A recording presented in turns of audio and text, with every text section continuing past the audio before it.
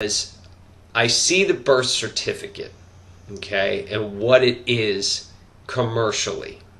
All right, let's forget about all the other things it could be, and let's just talk about exactly what it is. It is a registered organization under UCC Article 9, 102A71. I've explained this briefly in another video. It is a registered organization, okay, much like a corporation. It's just a fictional entity. However, that registered organization can have value, or does have value. Okay, so when you're born here in this country, well, that's debatable, this country. But anyhow, when you're born, you get a certificate of live birth. Your parents fill out an application, okay, which is asking the state to, give you permission to create and register this thing with them, okay? So your parents fill out this application, and it creates an entity. So you get a certificate of creation. You get a certificate of title, certificate of live birth. So basically a certificate of title. From there, you get certificates of interest in that, which is called the birth certificate. So just picture it as a registered organization, i.e. a corporation, if you want to call it that. In your mind, picture it as a corporation, okay, which started from the certificate of live birth, and that corporation can give out shares in its stock. And when it does that, it gives out certificates for stock, which is the birth certificate. Two different documents, certificate of live birth, birth certificate. Now, for those naturalized here who've come over from other countries, your naturalization certificate is essentially it's not really your certificate of live birth, in my opinion. Okay, in my opinion, it's also a certificate of shares. Okay, in the entity that has been created somewhere else on Earth and now has come over here. It can still be used the same way. So for those who have been naturalized here, don't get too worried about, oh well, I don't have a birth certificate here, so I can't do the things that Rob is suggesting. Yes, you can. Because remember, it's all yours to begin with.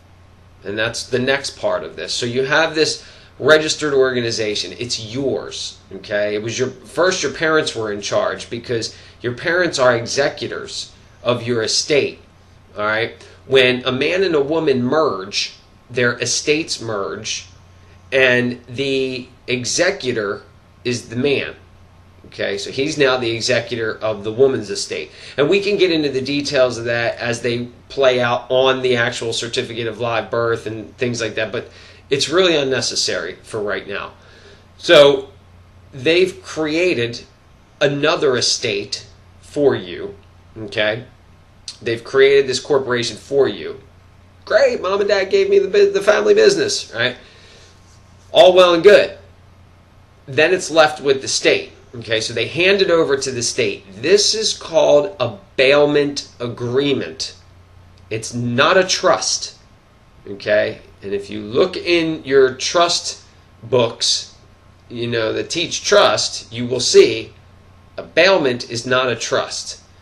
A bailment is when you give property to someone to hold, either for your benefit, their benefit, or mutually. So it can be a unilateral bailment, which means you've given it over for their benefit or your benefit only, one of the two. They're both unilateral bailments. Or a mutual bailment, which means you've given it over to someone to hold for both of your benefits. That is what's going on here. Okay? So this property is given over to the state to be used for your benefit and their benefit, okay? Because they can use it, obviously, and they do, to the nth degree to credit themselves, and the bank and all this stuff too.